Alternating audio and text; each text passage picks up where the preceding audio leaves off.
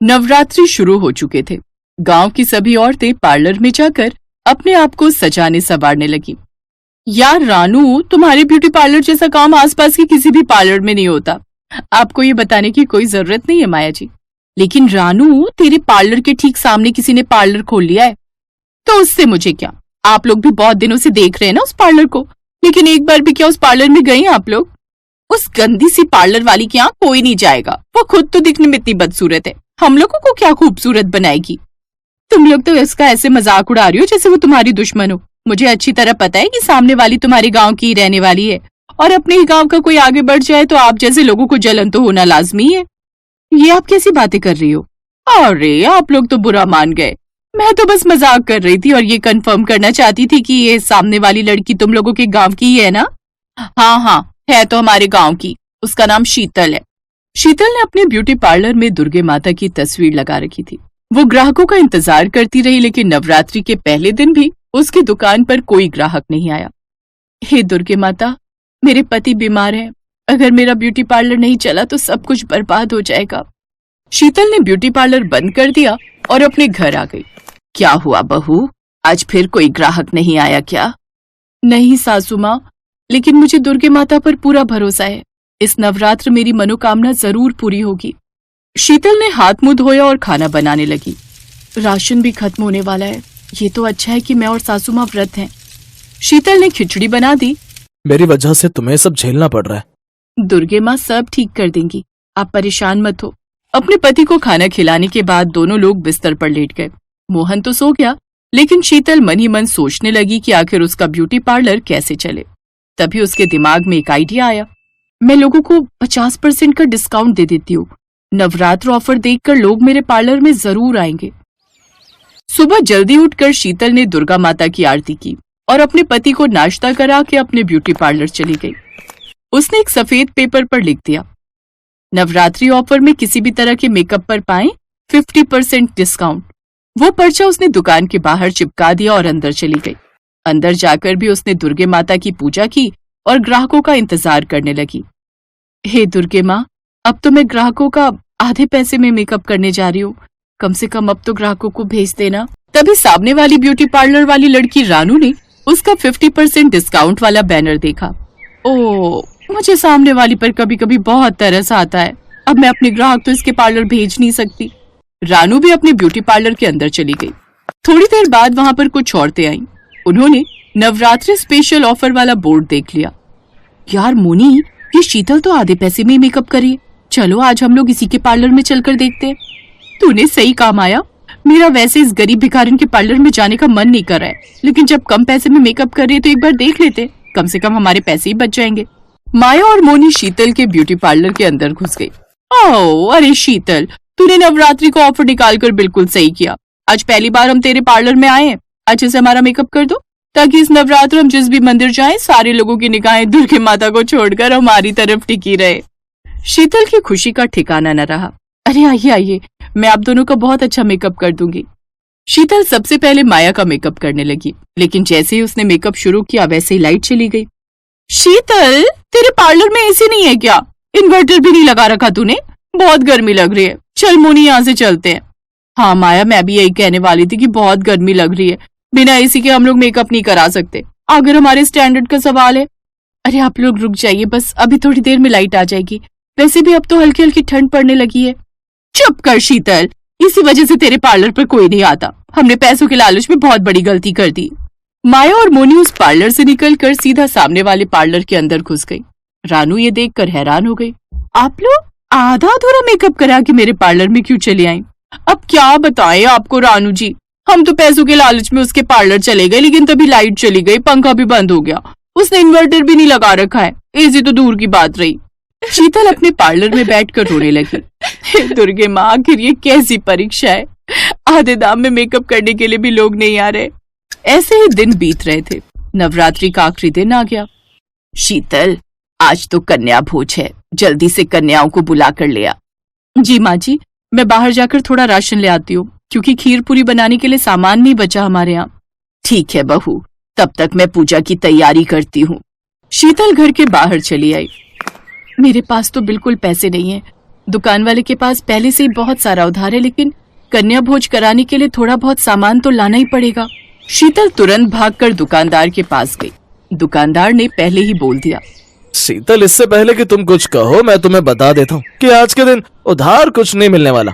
आज त्योहार का दिन है, अगर आज उधार करूंगा तो पूरा साल उधार ही होता रहेगा। शीतल अपनी आंखों में आंसू लिए बिना कुछ बोले वहाँ से सीधा अपने पार्लर चली गई। अपने पार्लर में बैठकर वो रोने लगी। हे माता रानी, अब मैं खाली हाथ लेकर आखिर अपने घर कैसे जाती। सासू माँ और मोहन कितनी उम्मीदें लगाकर बैठे होंगे कि मैं राशन लेकर आऊंगी और कन्या भोज करूंगी। माफ कर देना सासू माँ, इस बार कोई कन्या भोज नहीं हो पाएगा और ना ही हम अपना उपवास तोड़ पाएंगे, क्योंकि जब कुछ खाने के लिए नहीं है तो उपवास तोड़ेंगे कैसे। यही सब सोचते सोचते शीतल रोती रही। रोते रोते अचानक वो बेहोश हो गई। तभी उसके पार्लर के बाहर माया और मोनी ने फिर से एक बोर्ड देखा जिस पर लिखा था, आज के दिन मेकअप फ्री है, श्रीदेवी की तरह मेकअप कराएं, उसके बाद कन्या भोज कराएं। यार, हम लोग तो पूजा का सामान लेने निकले हुए थे, लेकिन फ्री का मेकअप देखकर मेरा मन हो रहा है मेकअप कराने का। अरे थोड़ी बहुत गर्मी तो लगेगी, झेल लेंगे, पैसा तो नहीं लगेगा कम से कम। हाँ सही कह रही है तू, चल जल्दी से अंदर चलते हैं। माया और मोनी जैसे ही शीतल के पार्लर के अंदर गई, वैसे ही उन्होंने देखा कि वहाँ का पूरा माहौल ही बदल चुका था।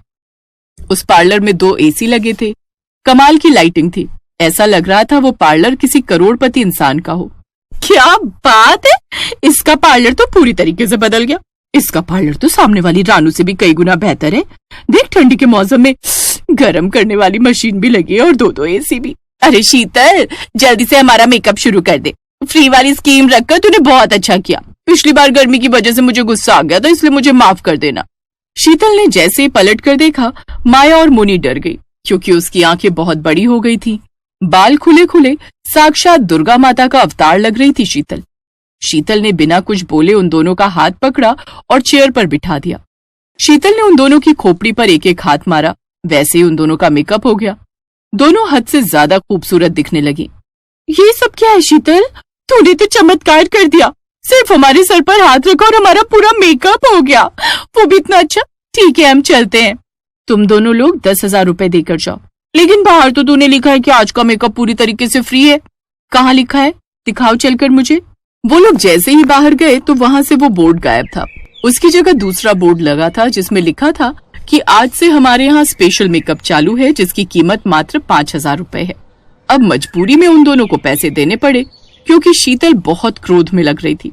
उसके पार्लर का हुलिया देखकर उसके पार्लर पर लोगों की लाइन लग गई।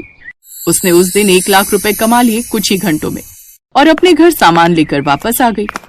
उसका रूप देखकर उसकी सास हैरान थी, लेकिन उसने कुछ बोला नहीं। बहू, तू तो अभी अभी सामान लेने गई थी, 5 मिनट में ही वापस आ गई।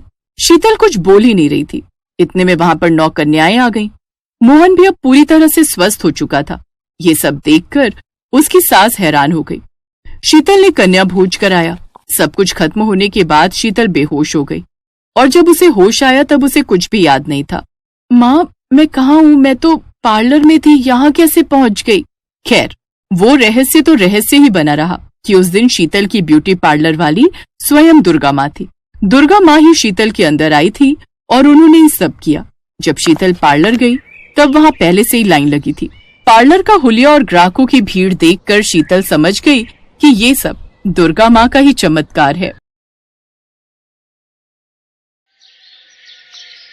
अगर मेरी भी आपकी तरह कोई बड़ी दुकान होती तो आराम कर लेता, लेकिन पटरी पर साड़ी बेचकर कहाँ उतनी कमाई हो पाती है। एक दिन भी छुट्टी कर ली तो घर खर्च चलाना मुश्किल हो जाता है। तभी मोहन के पास कुछ औरतें आती हैं। मोहन भैया, कुछ नई और रंग बिरंगी साड़ियाँ दिखाना। भैया, मुझे भी कुछ बनारसी साड़ी दिखाना। हाँ हाँ, ये लो बहन, ये सब नई साड़ियाँ आई हैं और ये आपकी बनारसी साड़ी। रंग तो देखो कितना प्यारा है। हाँ, ये तो बड़ी सुंदर है। कितने की है ये वाली? हाँ, सिर्फ 200 रुपए। अरे वाह, इतनी सस्ती। फिर तो मेरे लिए 3 पैक कर दो और मेरे लिए 2। अरे ये क्या, सब औरतें उसी के पास साड़ियाँ लेने जा रही हैं। तभी एक औरत ब्रिजपाल की दुकान पर आती है। ये देखो भाई साहब, पिछले हफ्ते आपसे ये साड़ी लेकर गई थी। देखो तो 1 हफ्ते में इसका रंग उतर गया। अब कितनी पुरानी लग रही है। ये पकड़ो अपनी साड़ी और मुझे मेरे पैसे वापस लौटाओ। अब क्या पैसे लौटाओ है? अब क्या 300 की साड़ी सारी उम्र भर चलेगी क्या है? अरे तुमसे अच्छी साड़ी तो ये पटरी पर बैठे मोहन भाई की होती है, तुमसे सस्ती होती है, फिर भी ना तो उसका रंग निकलता है और चलती भी तुम्हारी साड़ियों से ज्यादा ही है। बहन तुम भी अब से मोहन भाई से ही साड़ी लिया करो। ठीक कहती हो बहन, अब मैं इस दुकान से कभी साड़ी नहीं लूंगी। मेरी मती मारी गई थी जो इनके पास आ गई। वो औरत भी मोहन की दुकान से ही साड़ी लेती है। ये देखकर बृजपाल सोचता है, सभी औरतें इस मोहन की दुकान से साड़ी ले रही हैं। इस बारे में सेठ जी को खबर करनी होगी। शाम तक मोहन की सभी साड़ियां बिक जाती हैं और वो खुशी खुशी घर लौट आता है और अपनी पत्नी के हाथ में कुछ पैसे रखकर कहता है, सीमा, आज माँ दुर्गा की कृपा से बहुत ही अच्छी कमाई हुई है। उनके मंदिर में प्रसाद चढ़ा देना। जय माँ दुर्गा, बस ऐसे ही बरकत बनाए रखना। उधर बृजपाल सेठ जी को जाकर इस बारे में बताता है। सेठ जी, सब लोग उस मोहन की दुकान से ही साड़ियां लेते हैं, कहते हैं हमारा माल बेकार होता है। अरे अब सस्ता माल नहीं बेचूंगा तो मुनाफा कैसे कमाऊंगा हैं? और तुम सबकी तनख्वाह भी तो निकालनी है। अच्छा मेरे पास एक उपाय है, जरा इधर कान तो ला। सेठ अपने नौकर के कान में कुछ कहता है। वाह सेठ जी, क्या कमाल का दिमाग लगाया है।